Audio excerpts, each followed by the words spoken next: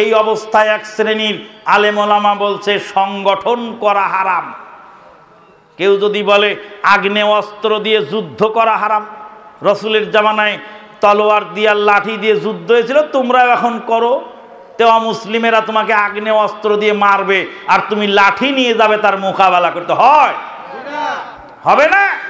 তোমার পায়ে কাঁটা ফুটেছে, কাঁটাটা তুলবে কি দিয়ে? আর একটা কাঁটা দিয়ে তুলতে হবে, কাঁটা ছাড়া কাঁটা ওঠে না। তোমাকে সাংগঠনিক ভাবে গজারির লাঠি নিয়ে বেদাতিরা মারতে আসবে, আর তুমি 9 জন আহলে হাদিস তার 13টা মতবাদ কবে দেখ কারোর সাথে কারো মিল নেই, আর বলবে সংগঠন হারাম। সংগঠন হারাম যদি বলো তাহলে মার খেতে খেতে ভুটা হয়ে যাবে, জেনে রাখো। সংগঠনের মোকাবেলা সংগঠন দিয়েই করতে হবে, তারা সংঘবদ্ধ আসবে, আমাদেরকেও সংঘবদ্ধভাবে সেটার প্রতিহত করতে হবে। একাধিক সংগঠন থাকতে পারে। অনেকেই আমাদেরকে বলেন যে আমরা আহলে হাদিস, জামাতের মধ্যে অনেক দল আছে। ভালো করে জবাবটা শুনে রাখবেন।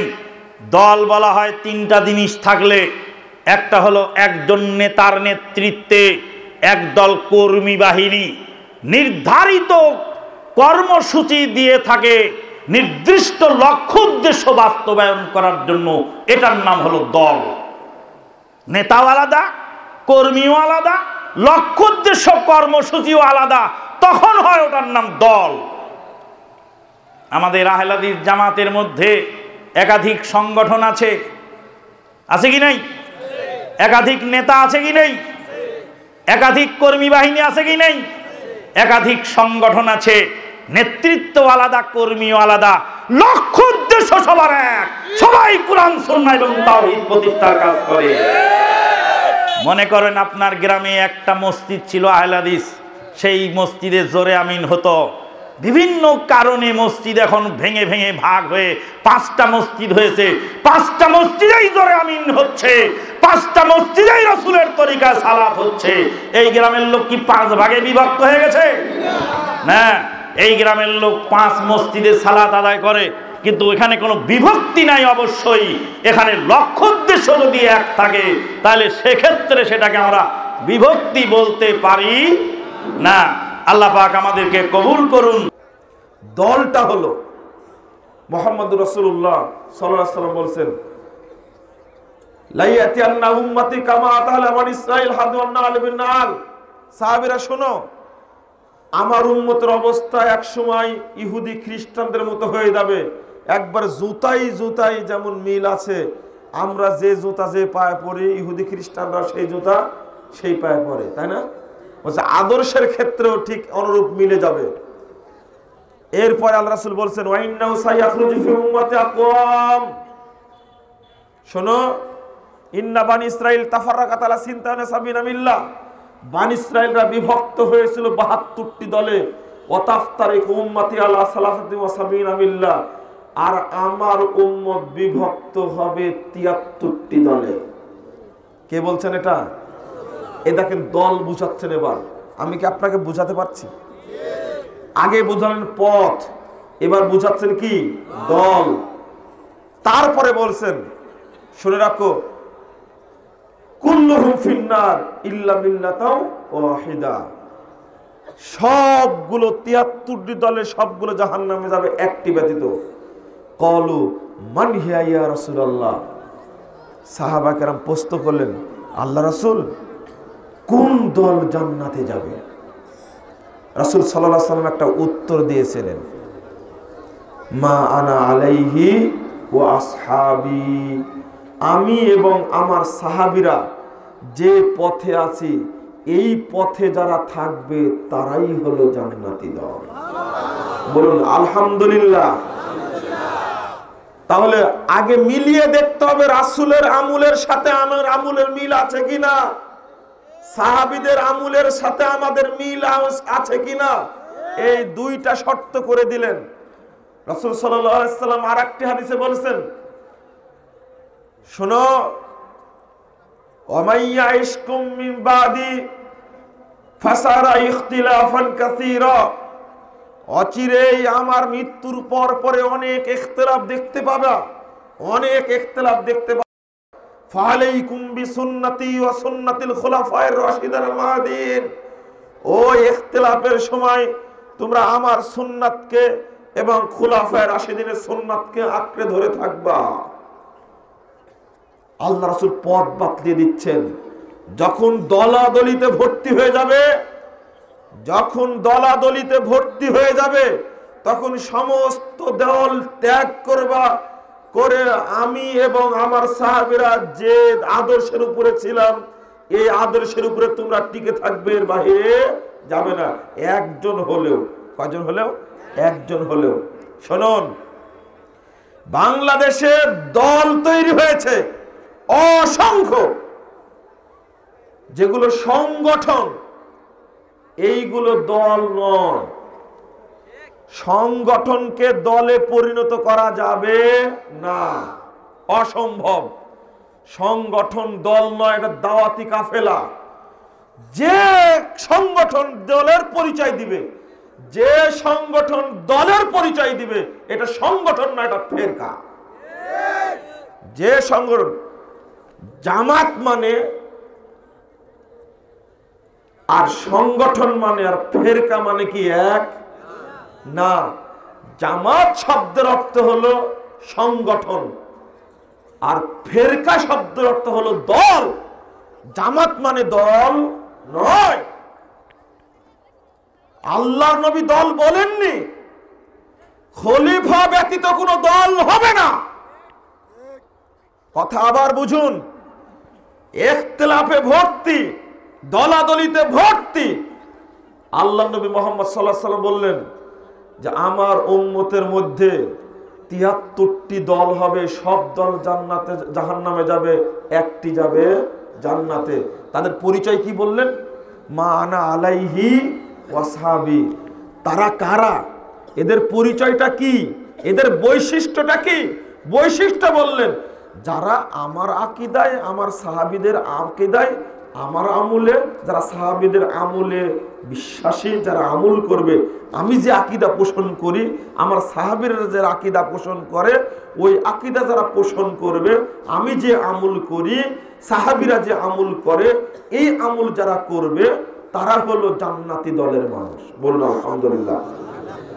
এখন এটা পার্থক্য করতে গেলেই বেরিয়ে যাবে। গোটা বাংলাদেশের অধিকাংশ মানুষ আল্লাহর নবী আকীদা পোষণ করে না। আল্লাহর নবী সাহাবীরা বিশ্বাস করতেন আল্লাহ সপ্তম আসমানের উপরে, আরশের উপরে সমুন্নত। বাংলাদেশের সব দল, সব ফেরকা, সব সংগঠন বিশ্বাস করে যে আল্লাহ রাব্বুল আলামিন সর্বত্র বিরাজমান, আল্লাহ নিরাকার। এই কথা বলে না? তাহলে সাহাবীদের আকীদার সাথে রাসূলের আকীদার সাথে কি আমাদের মিল আছে?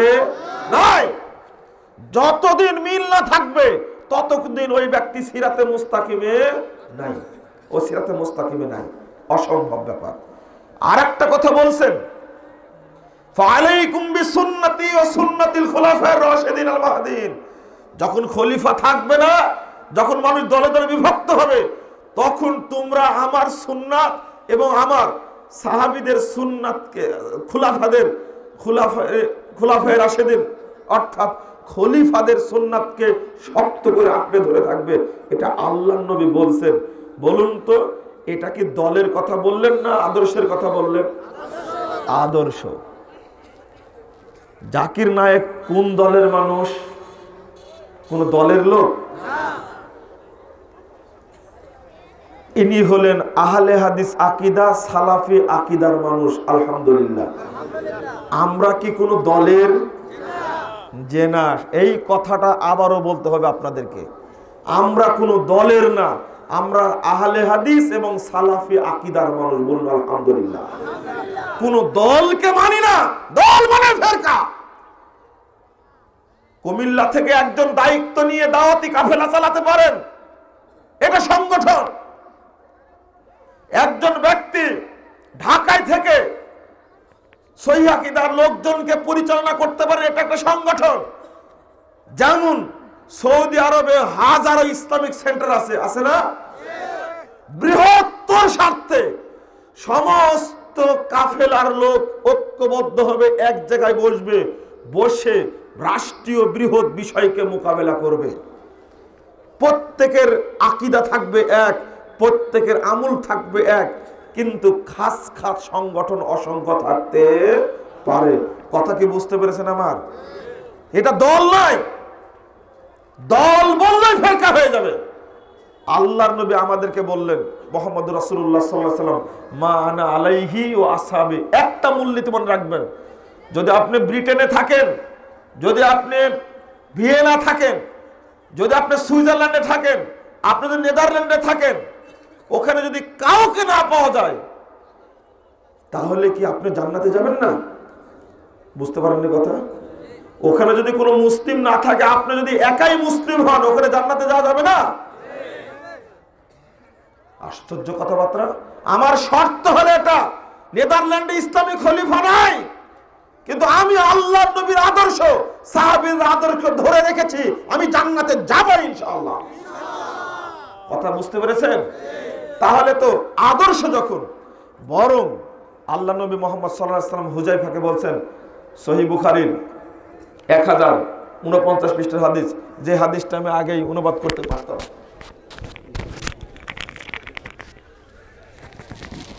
খুলে নিতে হবে।